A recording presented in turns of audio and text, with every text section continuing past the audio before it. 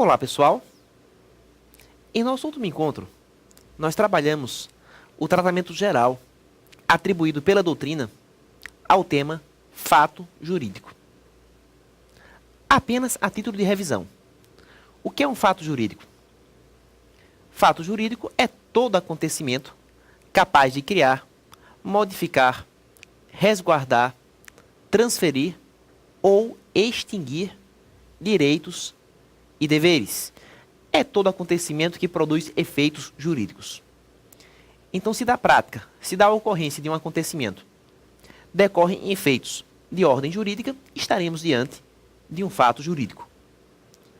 Dissemos que fato jurídico é gênero, que como tal congrega duas espécies: o fato jurídico estricto sensu e o ato jurídico, lá no esquema.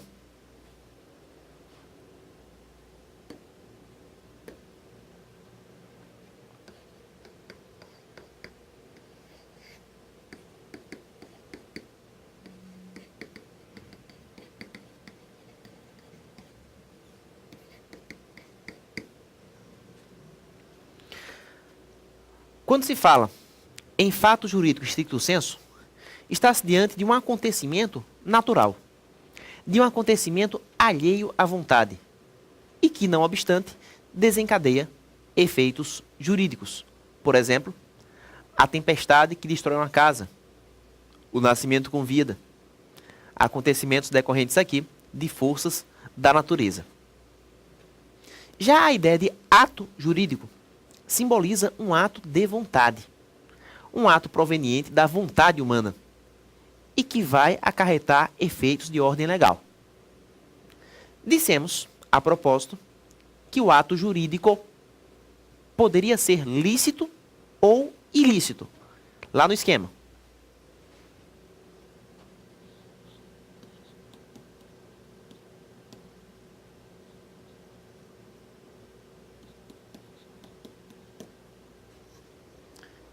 E que o ato jurídico lícito é o ato praticado em conformidade com o direito. É o ato conforme a lei.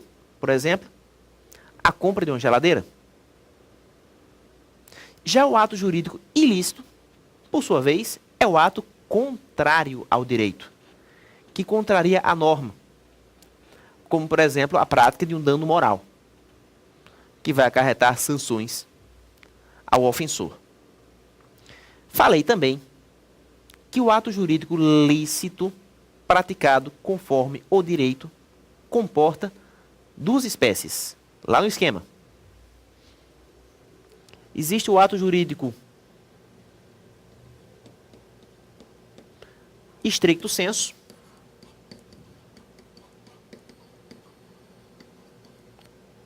e o negócio jurídico.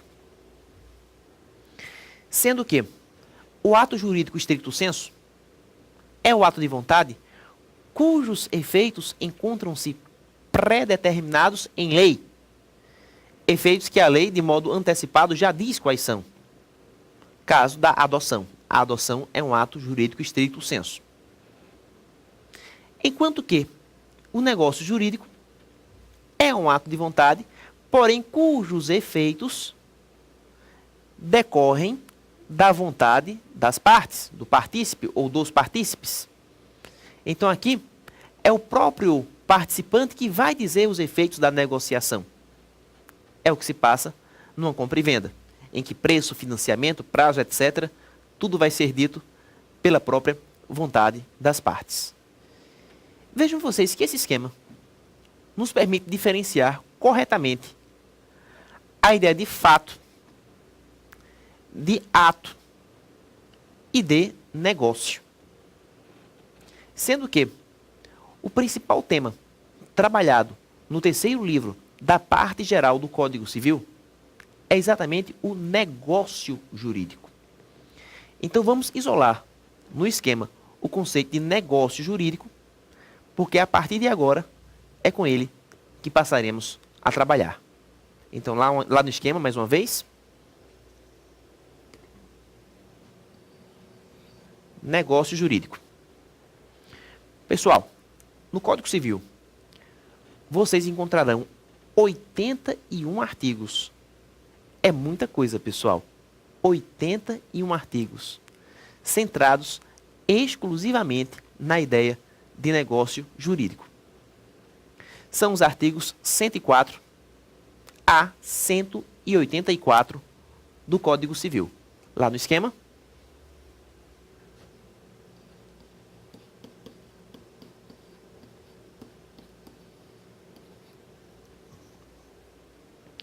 É realmente muita coisa.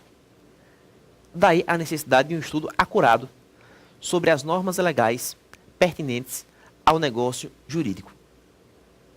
E a primeira coisa que se coloca ao falarmos em negócio jurídico consiste em seus pressupostos de validade.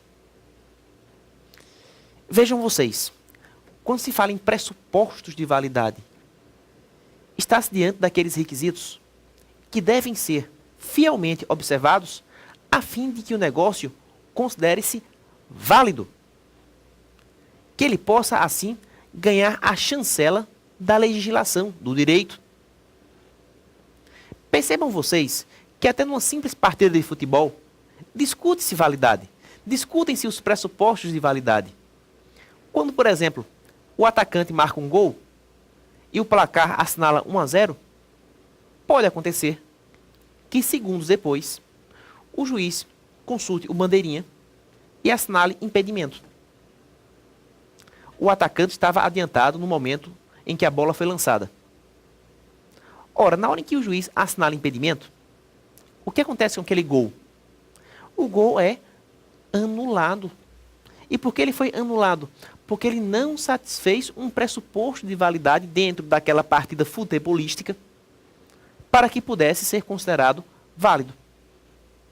Então, se até numa partida de futebol se discute validade de gol, quanto mais nos negócios jurídicos que comportam análise bem mais acurada. Então é por isso que o ponto de partida que vamos utilizar para avançarmos depois no conceito de negócio jurídico é exatamente os seus pressupostos de validade. E a respeito dos pressupostos de validade, vale ressaltar que o artigo 104 do Código Civil, artigo 104, traz a relação completa dos mesmos. Observem. Artigo 104. A validade do negócio jurídico requer, : agente capaz, objeto lícito, possível, determinado ou determinável e, finalmente, forma prescrita ou não defesa em lei. Então, o primeiro pressuposto de validade que se coloca: agente capaz. Estão lembrados das aulas de personalidade? Naquelas aulas, nós diferenciamos os absolutamente incapazes dos relativamente incapazes. Dissemos, a propósito, que os absolutamente incapazes não podem exprimir a sua vontade. São pessoas inaptas para promoverem declaração de vontade. Por isso que os absolutamente incapazes agem representados. Também dissemos que os relativamente incapazes, querendo, podem formular, sim, declaração de vontade. Entretanto, para que o relativamente incapaz declare sua vontade, é preciso que ele haja acompanhado de um assistente, de uma pessoa que ratifique, que confirme as suas declarações. Enquanto os absolutamente incapazes atuam representados, os relativamente incapazes, por sua vez, agem assistidos. Tudo isso foi suficientemente esclarecido nas aulas de personalidade. Pois bem, é agora chegado o momento de aprofundarmos as consequências dos atos praticados pelos incapazes. Vejam vocês, o primeiro pressuposto de validade do negócio jurídico está lá no esquema. Observem, agente capaz. Consequentemente, se um absolutamente incapaz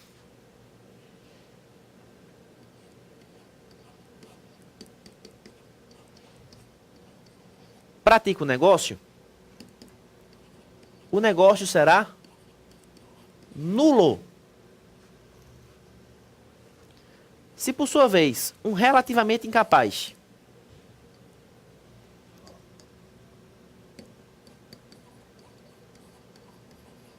praticar o negócio será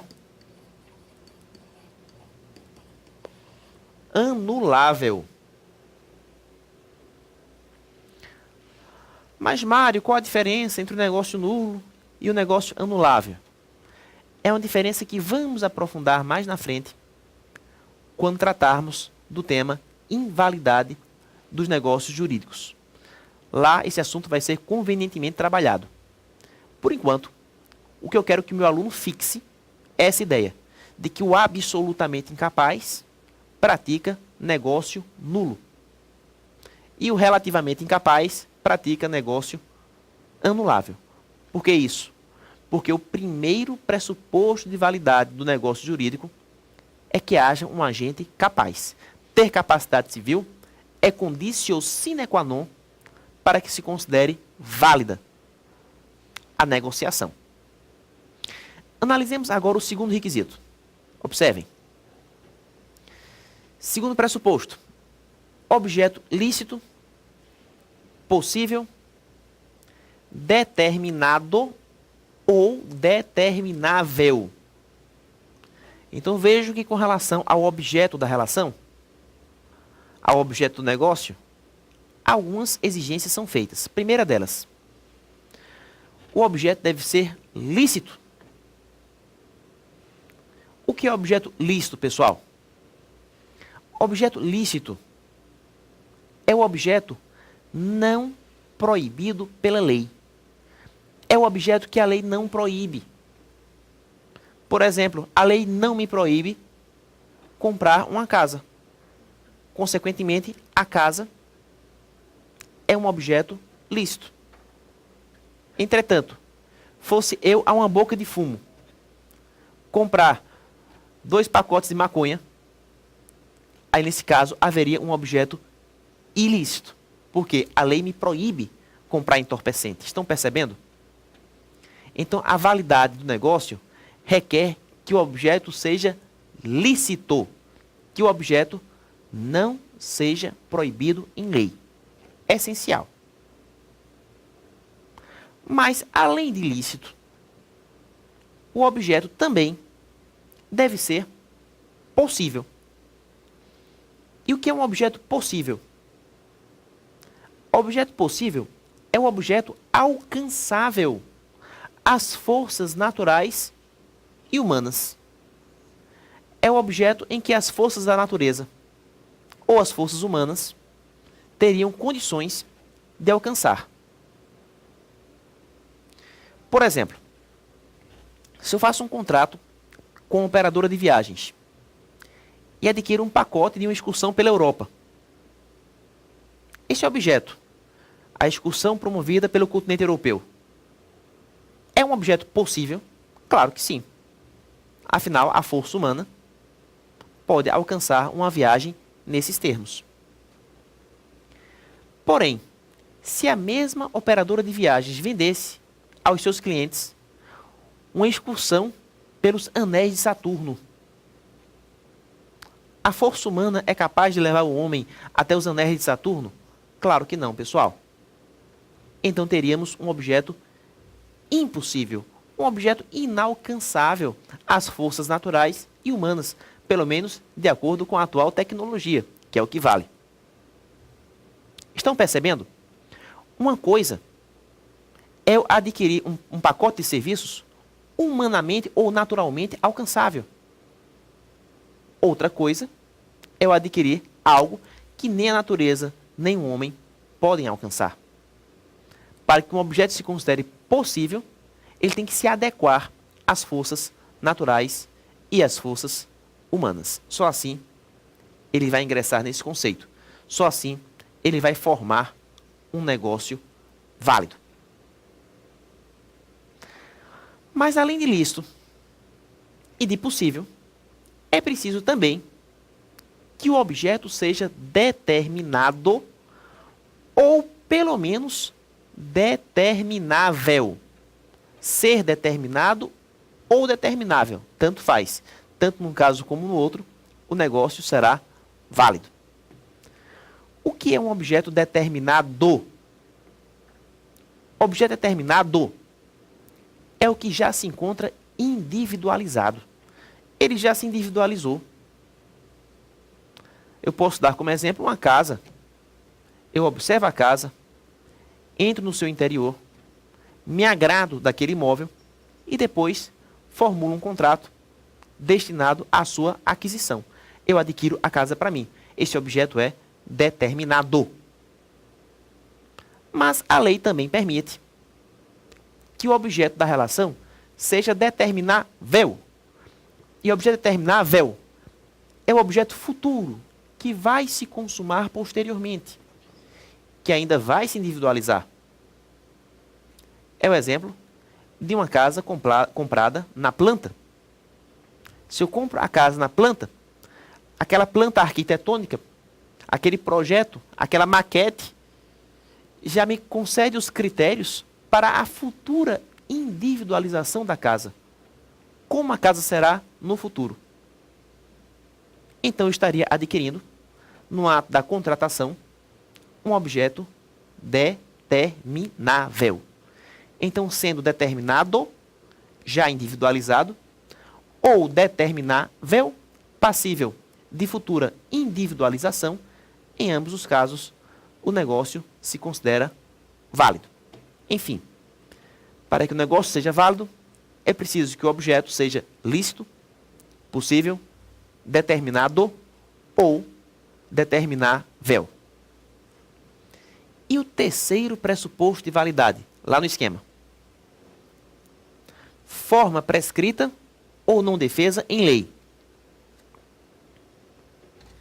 É o pressuposto referente à forma. Pessoal, a grande maioria dos negócios jurídicos apresenta forma livre. E quando eu falo forma livre, eu estou admitindo que esses negócios se formulem de modo verbal. A forma livre aceita o modo verbal de contratar, de negociar. Quando, por exemplo, eu compro uma revista numa banca de jornais, a princípio, eu não assino contrato de compra e venda. Eu não coloco lá no documento, por meio do presente instrumento de compra e venda, eu, Mário Godoy, inscrito sob o CPF número tal, RG número tal, residente domiciliado na rua tal, venho por meio deste adquirir uma revista Playboy junto ao jornaleiro fulano, credenciado sob o CPF número tal. Não existe isso. Seria a maior perda de tempo. Vocês já imaginaram se para comprar uma simples revista a pessoa tivesse que assinar um documento? Absurdo. Então a compra dessa revista é um negócio de forma livre. É um negócio que pode ser verbalizado, pode ser feito de boca. Ah, e se a revista tiver com defeito, como é que eu vou provar perante a justiça que eu comprei? Aí é outra história, pessoal. Prova. E com relação à prova, nós vamos ter um capítulo exclusivo dentro do Código Civil destinado à sua regulamentação. Como eu vou provar que emprestei R$10 a fulano? Prova. Prova se analisa à parte. O que interessa para a gente agora não é o tema da prova, e sim o tema da forma. Disse eu que para que o negócio seja válido, é preciso que ele se pratique dentro da forma prescrita ou não defesa em lei. Pois bem, a grande maioria dos negócios, repito, tem forma livre. A grande maioria dos negócios pode ser feita de modo verbal. Agora, existem certos negócios jurídicos que obrigatoriamente devem se perfazer por escrito. seja por escritura pública, seja por escritura particular. Quando eu falo escritura pública, eu estou me referindo à escritura lavrada por um tabelião em cartório. Escritura pública é a escritura que o tabelião faz, que o tabelião formaliza dentro de um cartório competente.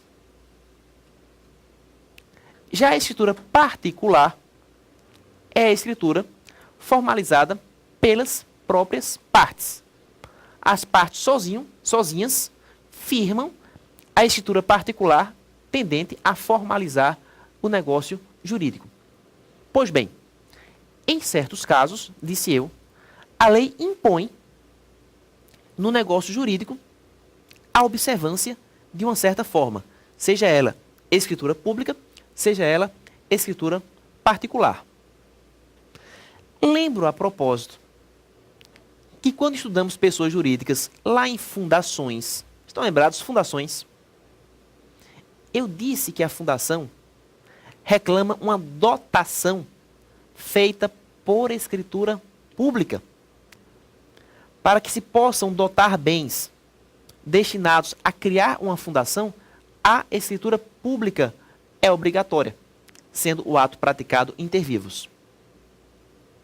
Falei também, ao trabalharmos o tema da emancipação, que os pais podem emancipar os seus filhos.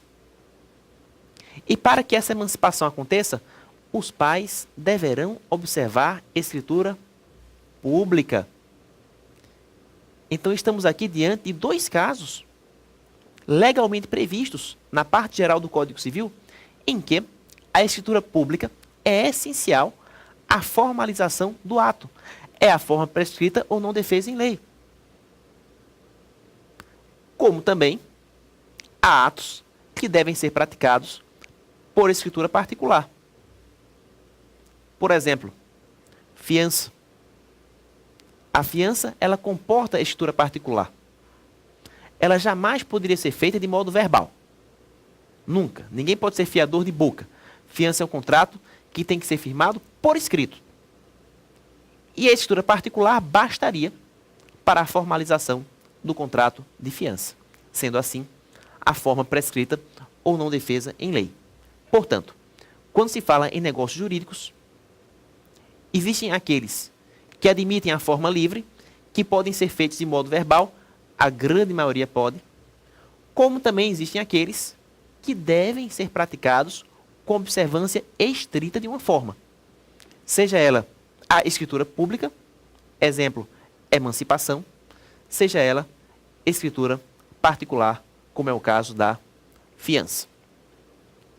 E com isso, encerramos a análise dos 3 pressupostos de validade elencados pelo artigo 104 do Código Civil, que, em resumo, sintetizam-se como agente capaz, objeto lícito, possível, determinado ou determinável, e forma prescrita ou não defesa em lei. Os 3 requisitos devem aparecer de forma conjugada para que o negócio jurídico possa se considerar válido. Passemos agora à leitura do artigo 105. A incapacidade relativa de uma das partes não pode ser invocada pela outra em benefício próprio, nem aproveita aos cointeressados capazes, salvo se, neste caso, for indivisível o objeto do direito ou da obrigação comum. Artigo longo, né? E que trabalha o tema da incapacidade relativa. Pessoal, foi dito no artigo anterior que os relativamente incapazes praticam negócios anuláveis, que todo negócio levado a efeito por um relativamente incapaz será considerado anulável, foi dito. Nesse caso específico, cabe indagar. Vindo um relativamente incapaz a praticar um negócio jurídico, quem terá legitimidade para judicialmente invocar a incapacidade relativa. Quem pode alegar a condição de relativamente incapaz a pretexto de promover a ação anulatória? Observe no exemplo proposto. Vamos imaginar que A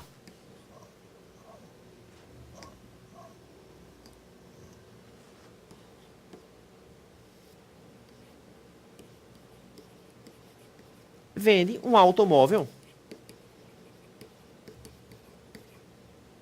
a B e que B, por sua vez, seja relativamente incapaz. Ora, o só fato do comprador ser relativamente incapaz torna o negócio anulável. Pois bem, qual das partes pode ajuizar a ação, A ou B? Pessoal, a parte legitimada para a propositura da ação é B. É o relativamente incapaz. Porque atos praticados pelo relativamente incapaz só poderão ter a sua anulabilidade invocada em juízo se a ação for movida pelo próprio relativamente incapaz. É o que diz a primeira parte do artigo. Observem. A incapacidade relativa de uma das partes não pode ser invocada pela outra em benefício próprio. Quer dizer, a outra parte, A, não pode invocar a incapacidade relativa de B. Porque se B é relativamente incapaz, somente ele, só B, é que seria parte legítima para a propositura da ação. Vamos imaginar, no mesmo exemplo, que B tivesse comprado aquele automóvel em conjunto com C. Observem. B e C participaram conjuntamente como co-interessados da aquisição daquele bem. Digamos que B pagou a metade e C pagou a outra metade. B é relativamente incapaz. Pergunta-se, qual das partes pode alegar em juízo a incapacidade relativa? A, B ou C? Pelo que eu acabei de dizer, a incapacidade relativa só pode ser alegada pelo relativamente incapaz. Portanto, só B, somente B, terá direito de promover a ação. Por quê? Porque a incapacidade relativa de uma das partes, diz o Código Civil, não pode ser alegada pela outra em proveito próprio, que somente o relativamente incapaz pode mover a ação destinada a anular o negócio jurídico, baseando-se em sua incapacidade relativa. Mas no exemplo em questão, vindo B a promover a ação, vindo B a entrar na justiça para anular a compra daquele carro. Pessoal, nesse caso específico, a compra será anulada só para B? Ou a compra será anulada para B e para C? O que é que acham? B entrando com a ação, ele anula toda a compra do carro ou anula apenas a parte que lhe toca? Pessoal, um automóvel é um bem indivisível que não pode ser segmentado em partes. Impossível B anular meia compra do carro, devolver metade do carro para A e reaver metade do dinheiro que pagou. Impossível.